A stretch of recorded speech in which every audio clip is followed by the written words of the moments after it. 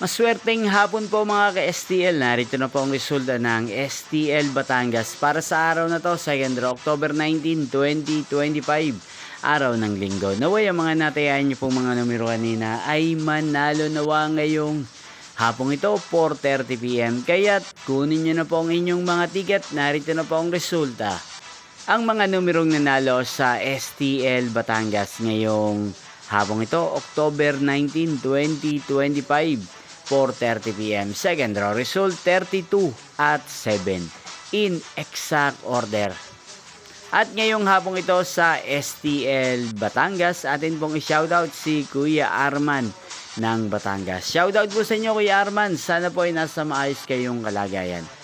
Inyo pong napanood ang resulta ng STL Batangas sa channel na to, Roderick Hernandez TV.